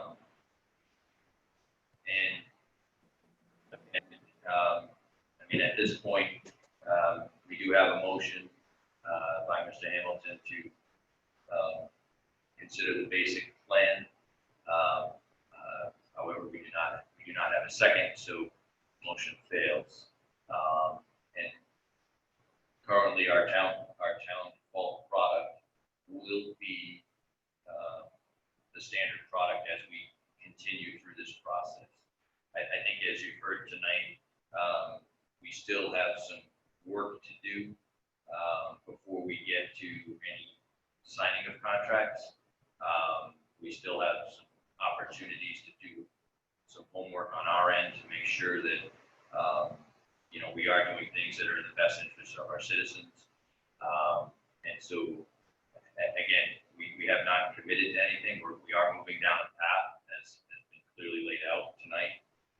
So I think we need to continue on that path, but also get these answers so that we are informed and we can make an informed decision when we actually have to commit to signing up on the dotted line. So I don't know exactly what the next step is here. If we went back to our implementation plan, I think we're kind of leaning towards securing local approval, which is what we're doing with this public hearing tonight.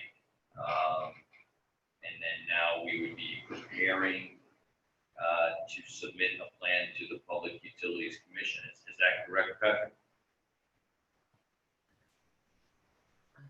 Yes, so in order to submit the plan to the Public Utilities Commission, the council would have to vote to approve the plan, and then we could submit it. And there will be another public hearing as part of the Public Utilities Commission process, I should note.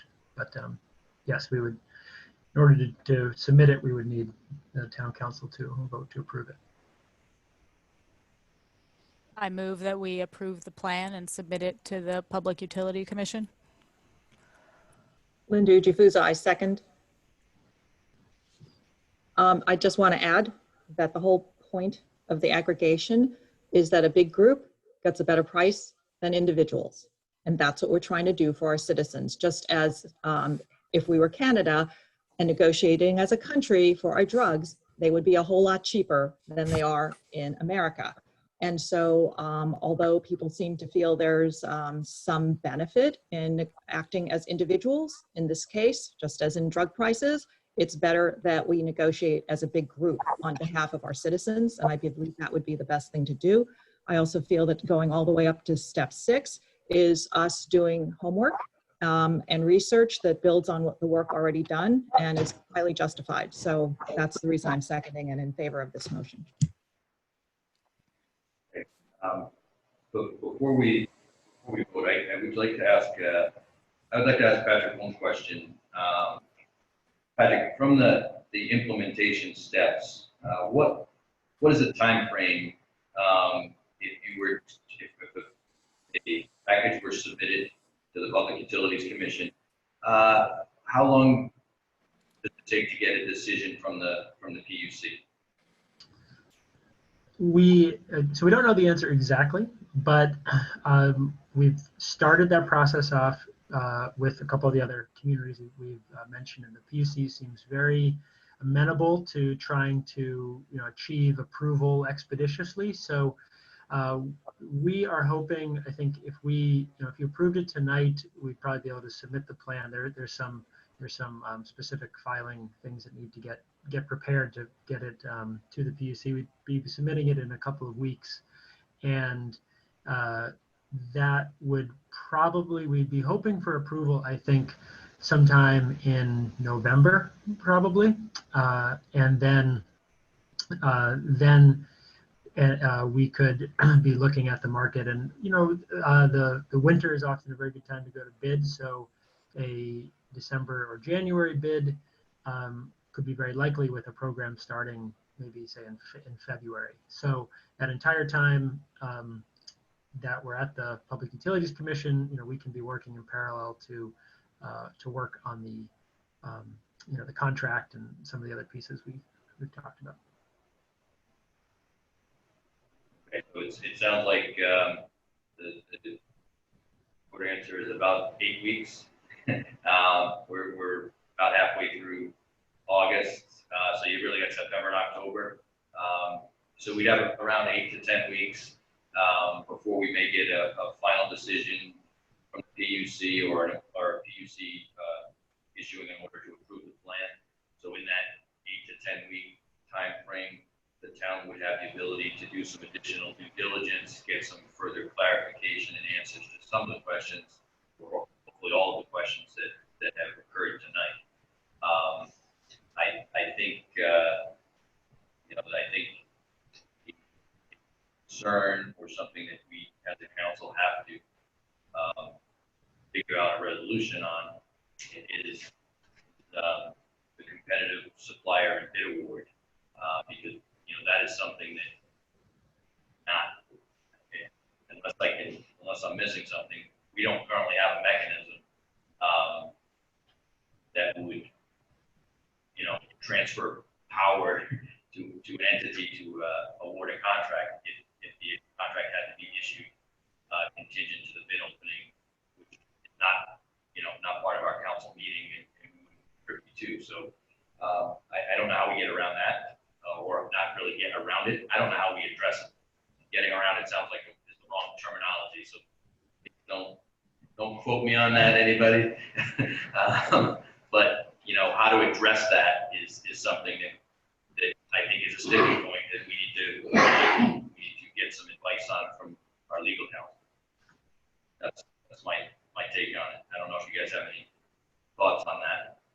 I think that's right. President, I would just suggest an analogy to when we have our staff negotiating with the unions. We generally are not sitting there every minute negotiating with them. We give them parameters and they negotiate within those parameters. So I assume that something similar could happen. But again, you're right. We should double check with legal counsel. Thank you. Thank you. Catherine, did you have, oh, okay. All right. Okay. So we had a motion and a second to approve our local plan for submission to the PUC. All in favor? Tinsley Jukusa? Aye. Babbitt? Aye. Hamilton? Nay. Capson? Aye. Kelly? Aye. Dr. Ryan? Aye.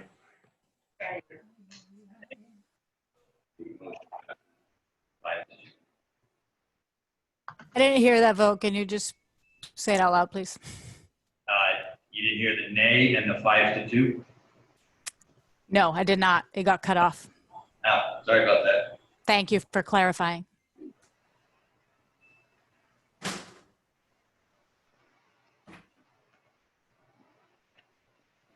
Okay.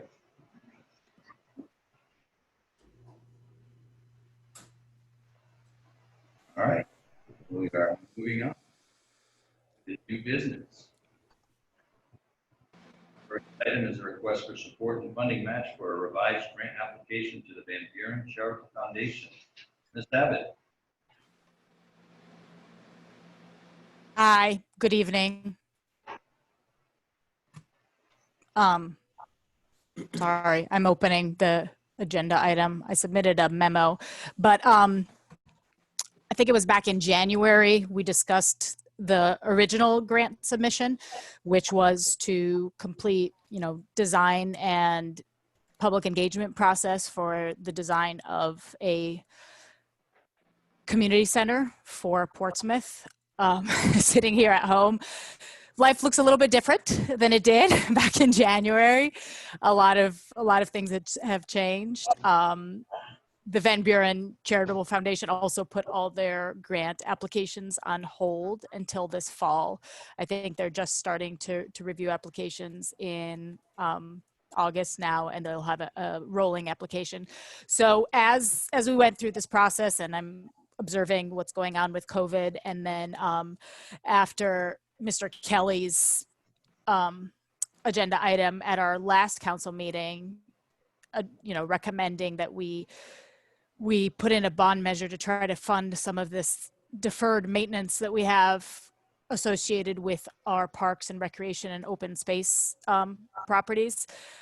I reached out to Van Buren Foundation and discussed some ideas for what next steps would be. And at this point, with what we have to deal with in town and the questions that we need answered, I would like to request support from my fellow council members to revise our grant application for the Van Buren Charitable Foundation and request funds to engage a consultant to guide us through a master planning process that would produce a parks, recreation, and open space master plan for the town of Portsmouth, so that we can have guidance and goals towards which we can work to help maintain, improve, upgrade, divest of some of our parks and recreational properties in Portsmouth. We have a lot of properties that we want to deal with. We have a huge list of needs.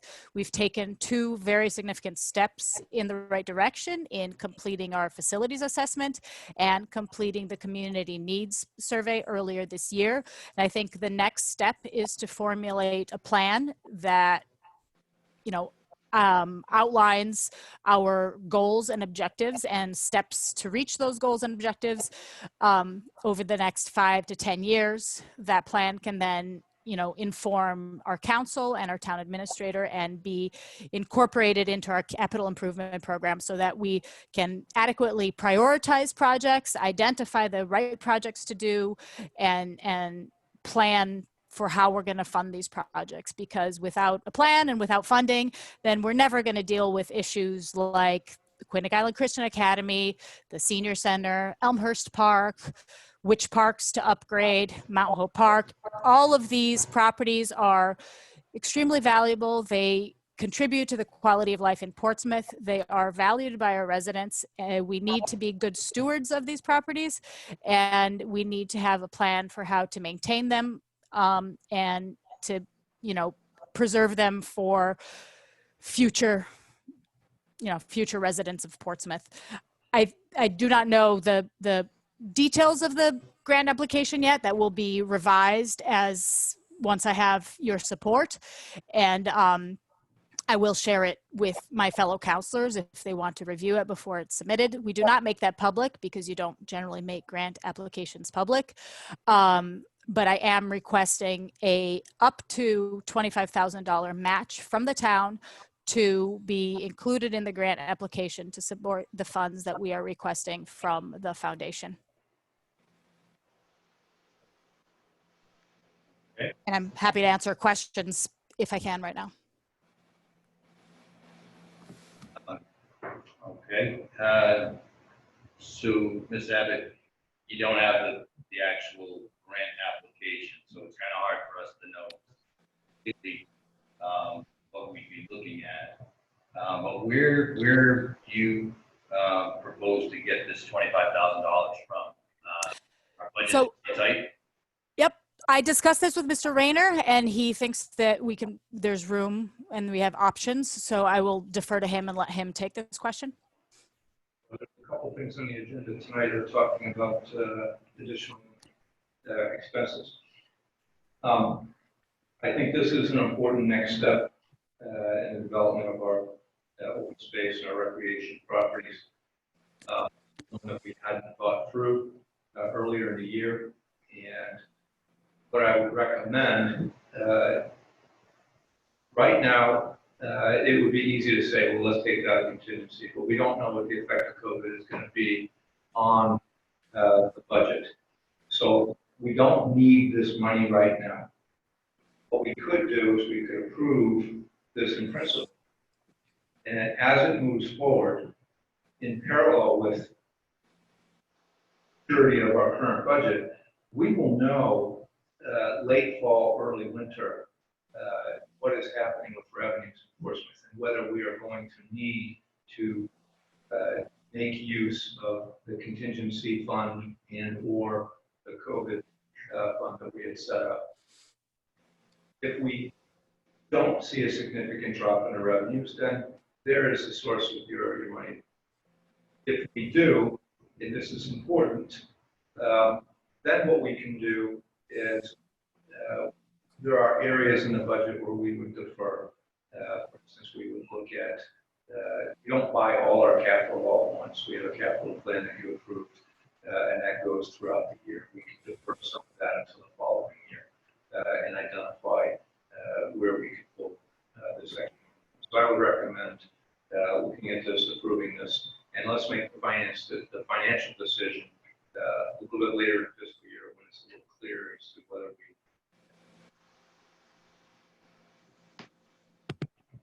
Thank you, Mr. Rain. Ms. Ujapuzzi. Mr. President, I'd just like to add my support for this proposal because one of the things that I feel would be the legacy about which I would be most proud about serving on this town council is the kind of work that gets done to analyze what we have, analyze what we need to do to maintain it properly, and have a master plan for dealing with our properties. I think there was a Portsmouth resident who told me that this is how the Preservation Society functions in Newport. When they got all those rundown mansions, they hired people to analyze all of them, make this giant punch list, prioritizing what needed to be done.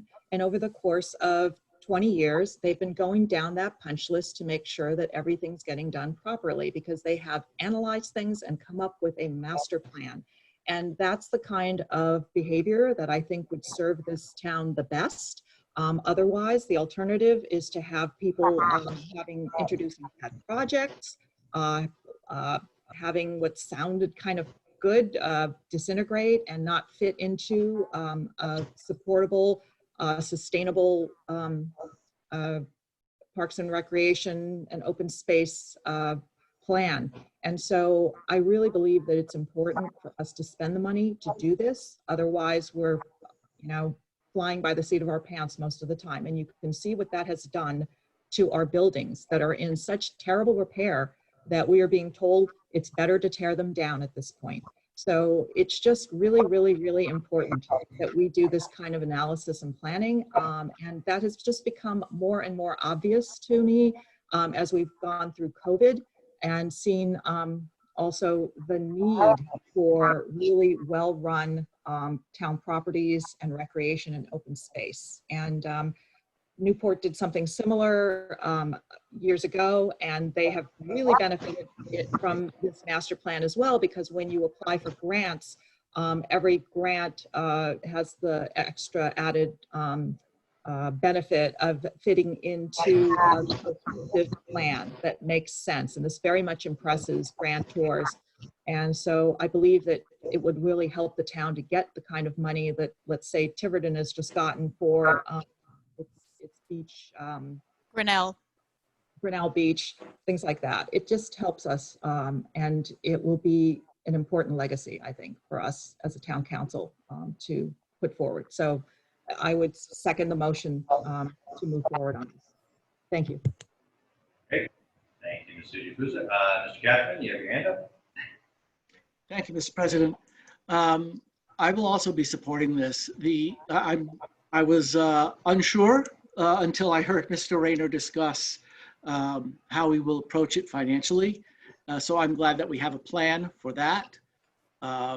And that I agree with Mr. Rayner's articulation of the importance and priority for addressing this. The prior councils committed taxpayer funds to perform the facility assessment. And this council committed taxpayer funds for a community needs assessment. And those important reports only take us so far down the road unless we have an execution plan on what we intend to do with those properties. And like I said at our last meeting, for example, the Ann Hutchinson School property, the multipurpose senior center community building, unless we invest a significant amount of money in that building will go away. That building will be unusable. And the wisdom of investing in that building is questionable. So before we just say, well, we have to do something, it is important to have a proper, thorough, analytical planning process. And I believe that that's what this will go towards to develop an open space and recreation master plan, which can be relied upon by future councils to execute an appropriate and efficient use of town facilities and resources. Thanks. Thank you, Mr. Gadsden. Dr. Ryan? Thank you, Mr. President. I mainly want to agree with what Mr. Katzman just said. I mean, this has been a multi-step process. We had Jacobs Engineering coming in and telling us what the condition of our buildings was. We then asked the people of the town, what would they like to see happen? It is illogical not now to look at that information and come up with some sort of plan as to how we move forward with all of this. Such a plan, given the fact we have properties that if we are going to rehabilitate them are going to cost a tremendously large amount of money, part of that plan may include a recommendation that we sell something to generate revenue to be able to accomplish the things that we want to accomplish. So without that sort of analysis as to how are we going to go forward with the preferences that the people of the town have expressed, it just is illogical not to do some sort of analysis as to how we can move forward with all of this. Thank you. Thank you, Dr. Ryan. Okay. Do we have any further comments, questions from councilors? Ms. Abbott? Yeah, I would just like to add that we did get a letter from a Portsmouth resident that I hope you all took the time to read, but he spoke very well about how we have so many beautiful assets in this town, but it's sometimes difficult to get access for recreational purposes, and how that is one of the biggest benefits of living in Portsmouth and the one big contributor to our quality of life here. So I just want to remind everyone of what that Sam's letter said, because I think he kind of summarized it very well. Thank you. Mr. President? Yeah, I'll support this. Just a couple of quick questions. One, this is on top of the match that we paid for the grant last time? How much of a grant application are we asking for? So we haven't paid any match for any grant before, so I don't know exactly what you're referring to, but I'm requesting up to a $25,000 match. The total proposal will be for about $100,000, I think, is what it will take to prepare a adequate master plan for the town of Portsmouth. So our ask would be for 75, the town's match would be for 25. That's roughly the numbers. A more detailed cost breakdown will go in the grant application. Well, there was money put aside for the original request. Nope, there was not. The original grant had no match requirement. It had no match included at all. And we never saw, the council, at least I never saw, I don't know if the rest of the council did, the original grant request either. I would like to make sure that we see the grant request before it goes to the Van Buren Foundation. So I don't think that's accurate, actually. Mr. Rayner, I believe a draft of the grant application was sent to every single town councilor for review prior to submittal, just to be clear. Actually, do think that was sent out. I'll check. it should be part of the backup of the agenda item. It absolutely should not. And we've had this conversation before. You don't publicize your grant You don't applications have to before you submit publicize it. them. You don't have to publicize it, but the council needs it for the information to make an informed decision. So it If doesn't you're go into not the gonna public sit there- backup. It And it doesn't have was to be sent part to of you, public Mr. backup. Hamilton. The grant This- application, the original this one in grant January was sent to the council for review. The revised one will be sent for you to review as well. It was sent after the application was sent in. And this application should be part of the backup for the council to make an informed decision and not just $25,000 and $25,000 that we didn't even budget for. So it should be part of the application. Can I just say that I don't think it's unreasonable for me to ask for support from my fellow counselors before I commit my hours of my time on a weekend to help support this grant application. But I can't take full credit for it because it is something that I have been working with Mr. Rayner very closely on. We've had input from various different people on this plan. I don't think it's unreasonable to ask for support before we go down the path of actually developing and putting time and effort into developing the application. And yes, it will come to you before it's submitted so you can review like it was last time. So we have a motion and a second. Right, we have a motion and a second. All those in favor? Ms. Jukusa? Aye. Abbott? Aye. Mr. Hamilton? Aye. Capson? Aye. Mr. Kelly? Aye. Dr. Ryan? Aye. Dyer? Aye. Motion passes 7. Just want to say thank you.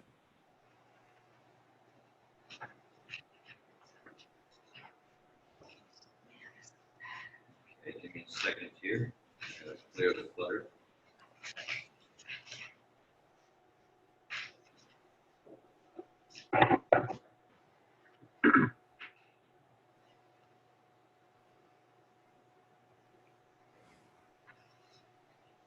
Okay, next item under new business number 2 is request to approve the Sandy Point emergency dock repairs.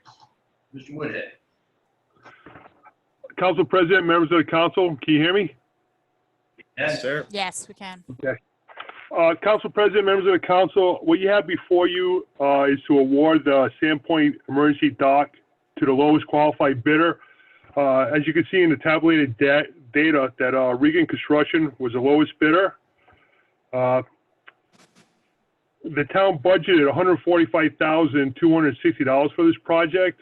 And I was working with the town administrator for the additional funds because we came a little bit over of $19,520.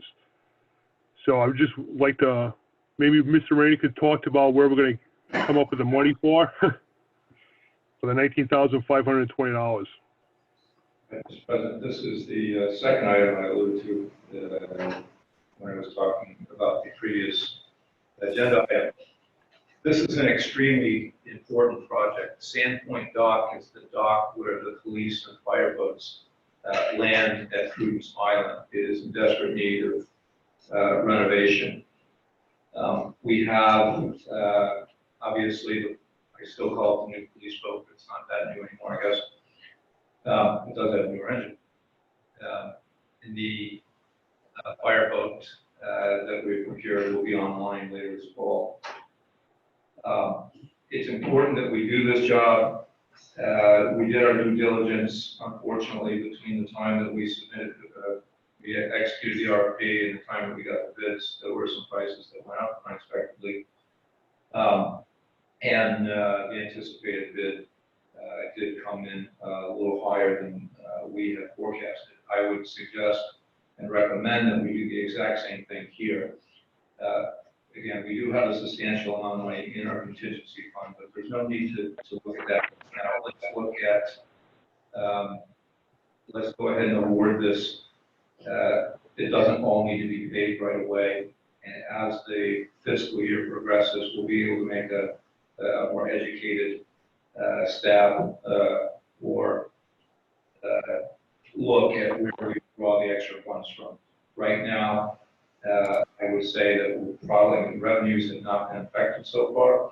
It looks, it's way early right now, but it looks like we will be able to use the contingency, but we don't know what's going to happen as the fiscal year matures. And again, just as I said previously, if that looks to be the case and we would be using the contingency fund and COVID fund to cover shortfalls in revenue, then we would come to the council and we would recommend areas where we would defer spending so that we can cover this process. This is one of our most important capital improvement projects this year. Thank you, Saran. I would agree that this is something that needs to be done, and I would also support deferring maybe some capital projects at this time in order to preserve our and committed to I know we're early into the new fiscal year. A lot of things can happen, so I think as long as we're observing that and we balance it out, we'll continue to do just that. I'm sorry, Mr. President. It's very hard to hear you. If you could just try to speak a tad bit louder. Sure. Please. Thank you. Yeah, what part didn't you hear? Most of it, to be honest. I support moving forward with the repairs because these are necessary, as we've heard. That was much better. Thank you. But I would be cautious about, I would prefer that we defer capital projects at this time. If we can push stuff off until the spring, we do that in order to preserve our COVID contingency money that we tried so hard to have and set aside, and we worked hard to, budget that contingency account as we could. So I'd like to preserve that as long as we can and manage the situation with these other capital projects. If we can defer them, we should. And if for months, we probably will have a much better handle on what some of our revenue shortfalls may be, what some of our costs may incur. Things are still changing. Things are looking good on the COVID front, but so I'd like to take a wait and see attitude with that. That's just my opinion. But there's 7 of us. Mr. President, it's Keith Hamilton. I make a motion that we approve an award to contract for $164,780 to Regan Construction Corp. As you mentioned, this is an incredibly important lifeline service for the people of Prudence Island. It's buying the new fireboat is essentially useless if we don't repair the dock. So I hate to say it, but one area that we can look at would be possibly putting off a road for a year. Rather than paving somebody in the spring. I'll second Mr. Hamilton's motion, which I'm sorry, Mr. Hamilton, I didn't anticipate that. Your comment about paving roads isn't part of your motion? It's not part of my motion, Okay. no. It's just a suggestion of where money could come from.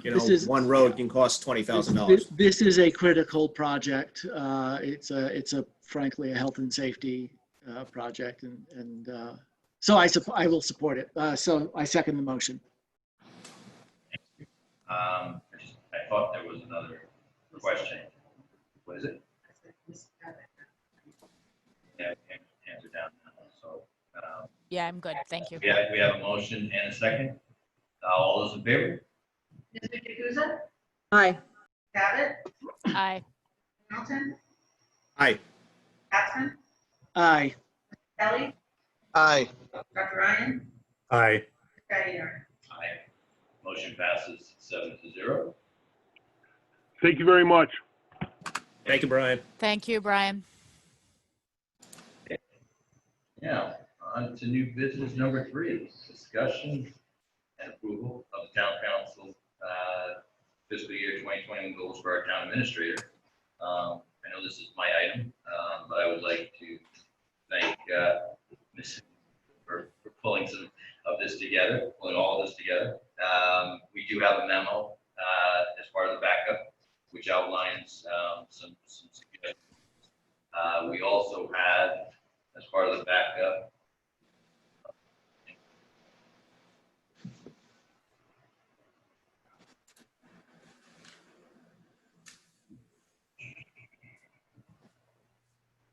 some information that Mayor provided us. And again, I think there's a lot of information here. I think what's important is that we try to kind of identify collectively some priority goals for Mr. Rayner, so that he has his direction in how he wants to execute the council wishes. We're here. I see Mr. Katzman's got a hand up. No? Yes. Yes, thank you, Mr. President. I'll keep my remarks on this brief. I want to thank Mr. Rayner for putting together his memorandum. I believe that the goals he has articulated, that he's forwarded in his memorandum, are in fact items that this council has discussed repeatedly over the last term, and I support every one of them. I think these are a good set of goals, frankly. I don't know that it's worth any time to argue whether number 5 should be number 4 or 4 should be 6 or that sort of thing. But I think all of these, it is part of this town administrator's job to often to deal with everything all at once. And that will be the case with these because you can't just work on one and wait until it's done to work on another. So with that, I'll pass the floor on to others. I just wanted to say I support these goals. I think they reflect what we've discussed over the years, over this last term. And I'm also pleased to see that item 1 is in fact item 1. That's about distressed town properties and what to do about it. That is an item that, if not addressed, will cost more money to deal with later. So we will need to deal with that, and we should have dealt by it by now, and I'm glad to see we're moving forward. Thank you. Yes, I just want to clarify what Mr. Katzman just said. In fact, that was my memo I wrote outlining some proposed goals. The 2 backup items you see is my memo. And my apologies, Ms. Jukusa. Okay. Well, but thank you for your support. And then the second item of the backup is the town administrator's goals and priorities from the previous fiscal year, 2019 to 2020. My memorandum does have a typo. I keep referring to it as fiscal year 2020. I meant fiscal year 2021, but that would be now and through the next June. But right, so just as background for the folks at home, this process of identifying the town administrator's goals, I think is really important for several reasons, primarily because it increases transparency as to what it is the town council is trying to achieve over the next fiscal year. And, but also it's important that our town administrator understand where we would like him to be focusing his attention.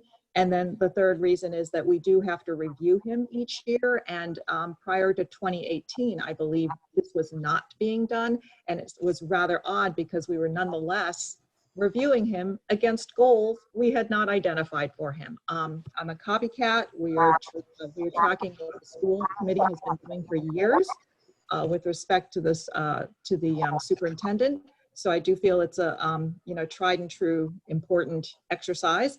And so what I was thinking could happen tonight is that we could discuss different goals. The ones I'm proposing are not set in stone. They're just suggestions. I'm expecting other people to chime in, and that rather than vote on each one, we could just kind of have a consensus and then have Mr. Rayner go back and produce for this year a document similar to the backup document from last year, where he is outlining his goals and priorities for us. You'll notice though, if you compare what the school committee does and we do, they do not go into the detail of the kind of basic work that Mr. Rayner does, such as making a budget or dealing with crises like COVID-19 as part of their set of goals. They only identify 3 or 4 goals, which are much which are separate items that they want him to focus on apart from his regular work. And the document that Mr. Rayner produced last year kind of smushes the two together, which I don't think is a terrible thing, but I just want people to understand that our document includes sort of everything he does, as well as the more specific goals that are this fiscal year's goals. And so I would say, let's talk about these things. Let Mr. Rayner go after he hears what we have to say and prepare a draft of the what his goals will be, present them to us at another at the next town council meeting, and we can vote to approve them at that time. So that's the procedure I sort of envisioned happening, and I'll leave it there. Okay, thank you. If I may. Sure, Ms. Abbott. Sure. I think I agree with Ms. Fujifusa's sentiment. I think the list that Mr. Rayner provided, I guess that's the one from last year, is very comprehensive. You know, we're not going to nitpick or kind of scrutinize a laundry list of everything Mr. Rayner has to do as our town administrator, because it is an exhaustive list of job requirements, and there is a lot on his plate. I think the goal here is to identify some of the top big picture priorities that we want to not necessarily start and finish within the next fiscal year, but we want to make substantive progress on. And I agree with the list that Ms. Fujifusa submitted. I will highlight 2 specific items that I think, to me personally, as a counselor, I see as a priority for our town, and they are the 2 items that I get the most input and feedback and concerns from our constituents. And that is 1, road safety. Safety on our roads. So the East Main Road safety assessment, which was supposed to be on today's agenda, was continued to the 24th. I think that's an important effort, and I think that goes hand in hand with our efforts to draft a green and complete streets ordinance. Safety for pedestrians, kids, people riding bikes, joggers, though that is probably the #1 issue that I hear from people on a regular basis. So I think for me, that is far and away the #1 priority. We need to figure out how to make our roads safer, how to make our town a little bit more walkable, a little more bikeable. Any steps that we can make to improve that, I think is important for the people that live in this town, and is important for our quality of life, particularly in this time when we're all stuck at home and a lot of people aren't commuting to and from work, and we're kind of trying to get around our own neighborhoods within town. And then the second one that I will also highlight as something that stands out as a priority is a combination of the top 2 on Ms. Fujifusa's list is the open space and recreation master plan. I think kind of goes hand in hand with how to address our major distressed town-owned properties, because those properties are kind of enveloped in our recreational spaces, and are kind of go hand in hand with that. So I think doing a master plan will help us identify steps to take for how to deal with those properties. There's others we can add to the list, like the Sandy Point Beach Bathhouse. And item number 3 with the resilience also kind of comes into that, because some of our most vulnerable properties are all happen to be our recreational properties. So having a plan where we can protect our assets and, you know, improve them for the future, I think is incredibly important. So thank you, Ms. Ujifuza, for taking the time to put this together. And I do agree with all the items on there. Thank you. Any other questions, comments from councilors? I'll just make one comment, well, a couple comments, I guess. The 1 and 2, I agree with Ms. Abbott that they could go together. Now that we've taken a step to farm out making a master plan, I think that takes this item off Mr. Rayner's plate a little bit. But the number 4 is more of a policy decision from this council, not a policy decision that Mr. Rayner should be doing. So he should not be creating and implementing a green and complete streets ordinance. I share Ms. Abbott's goal to make our streets safer. But I don't think at this point in time that's a goal of the town administrator until the council acts on it. Transfer station, definitely have to figure something out. It's the amount of people who are using it are going down. Implementing a town-wide program would be extremely expensive, and then we have to start weighing things that we want to be doing. So if we want to go back and consider the picking up of trash as a core activity of a town or a city, we need to figure out how to work that funding into a budget rather than just throwing it Mr. Rayner's lap and saying, hey, here, take care of it. And in terms of online management services, I'd like to add something on COVID-19 in there. We need to make sure that we are planning for the next COVID-19. I mean, and hopefully, God forbid, it's never another COVID-19, but at least planning and developing an emergency stockpiling plan. I think that's an important feature to be stuck in here, working with Mr. Perry and both the chiefs and Mr. Woodhead to develop plans to make sure that we are prepared as best as prepared we can be for whatever comes to our way next, whether it's a hurricane or massive flooding or whatever it is. We need to make sure that we're prepared for that. And I think that should be a goal to develop that disaster preparedness plan better, and stockpiling as well. That's all. Any other suggestions, comments from councilors? I do would like to weigh in and has been, I think, echoed by almost every councilor tonight. Number 1 is right on the money there with trying to deal with the way to address our facilities. And I think it's something we've been talking about, and we have some plans in place, but I think we need to really focus on that. And I know that just from some discussions with Mr. Rayner, he does have that as on his to-do list. So this is something that will help him, keep that at the top of his list in addition to all of his other daily activities. But I think this is a very good start. Just trying to keep it to, a handful of goals like this, I think it's manageable and give the town administrator some direction.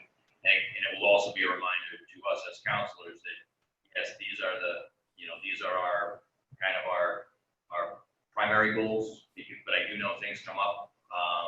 Sometimes unexpected things come up, opportunities come up, and we have that flexibility to address those as well. But I think this is a great start, and we can move forward.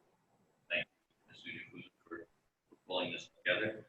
Thank you, Mr. Rayner, for your work in summarizing it. And you've now been tasked to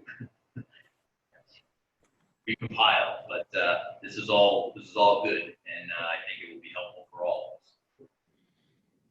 But I don't really think we need a motion at this point. I think Mr. Rayner has his direction, and we'll look for something in the near future that we can memorialize at either of our meetings, in probably late September, 16th or 28th. that. That sound reasonable? I would just suggest that he, unless he doesn't feel it's possible, that we do put the plan together in August, because it's the plan he should be following in this fiscal year, which started July 1st. So is that possible, Mr. Rayner? I don't see one. Okay, great. So perhaps it'll be on, or I would like it to be on the next agenda, that we review the priorities and get them laid out. Thank Barring, you. barring any disasters or new pandemics or.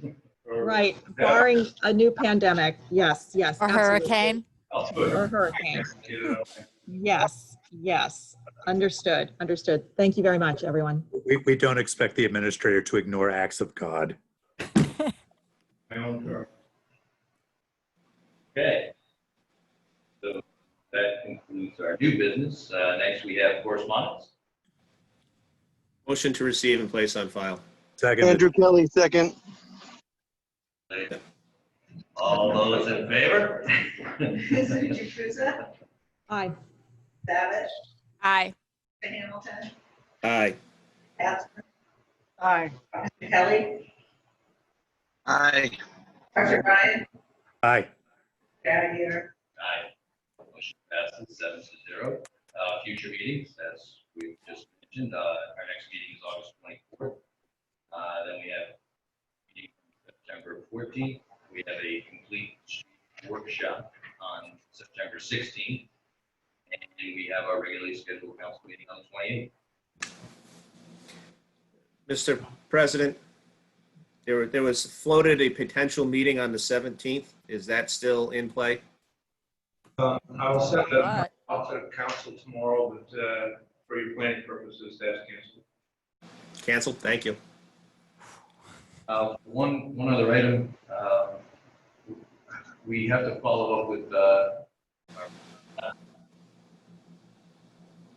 right, I'll discuss this with the Groups Planning Commission.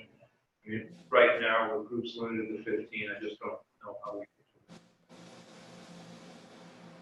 that's something that either we will not do or have to figure out